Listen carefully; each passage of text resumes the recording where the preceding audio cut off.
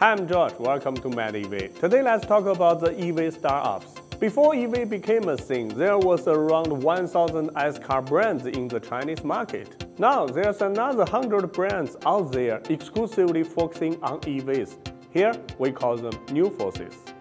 In the United States, there are also many emerging EV brands, with Tesla being the most famous, followed by Fisker, Lucid, Rivian, and more. However, it seems that all the top EV startups in the world are mainly from these two countries. So why haven't Europe and Japan had their own Tesla or NIO? Here's the thing, in China, the EV race is like overtaking on a curve, but in Europe and Japan, there aren't enough opportunities for these new car makers to make their mark.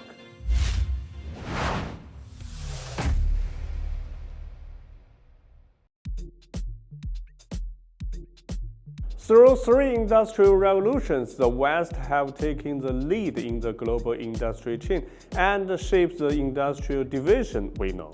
The Western capital market loves monopolistic giants who control cutting-edge technologies, world-famous brands, and valuable resources, but tend to ignore manufacturing industries with heavy assets and low profits, even high-end business. Apparently, automotive falls into this category. So the European startups that just focusing on manufacturing cannot get support from the capital market. For example, Sono Motors, a German startup that produces EVs covered with solar panels, only raises $156 million when it went to public on Nasdaq in 2021. For the auto industry, this fund is just a drop in the bucket. Plus, venture capital in Europe are relatively smaller. For example, Hot Spring Ventures, one of the largest European VCs with investments in over 300 companies, only manages assets of just over 2 billion euros, which is only a fraction of the AUM held by top VCs like Hillhouse and Sequoia. So European firms tend to be more conservative, making it almost impossible for startups to get enough money on their own continent. Not to mention, European traditional auto giants have already invested in numerous innovation incubators to obtain the latest tech. So European EV startups can only operate in some niche markets and have little chance of entering mainstream market, making the probability of failure extremely high.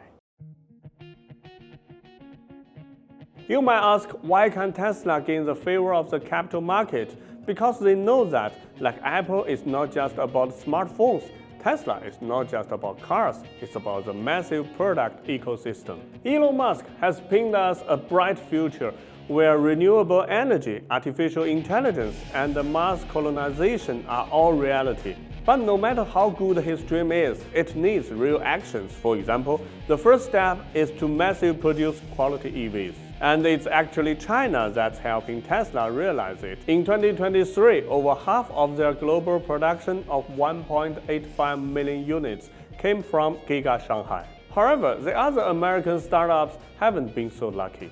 Lucid delivered 6,001 vehicles last year, a 37% increase, but the revenue was decreased by 39%.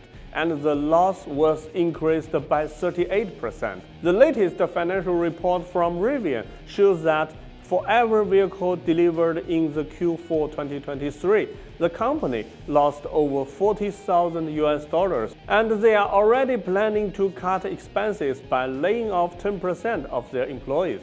As for Fisker, its stock price has been trading below $1 for more than 30 consecutive trading days. So the American auto industrial chain isn't capable of producing a smart EV for the entire globe. Perhaps if Tesla hadn't spread out to China, it wouldn't have become this successful. And maybe for the capital giants on Wall Street, one Tesla is all they need.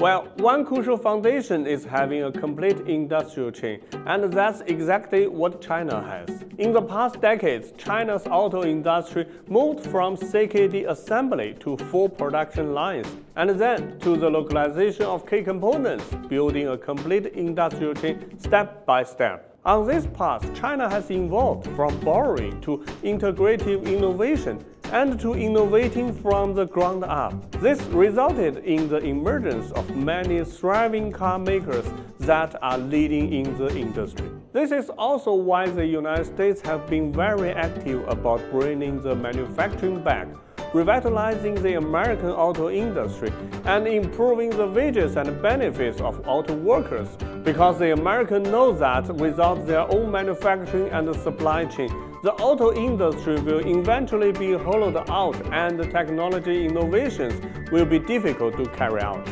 So a complete industrial chain is the key to having successful EV startups.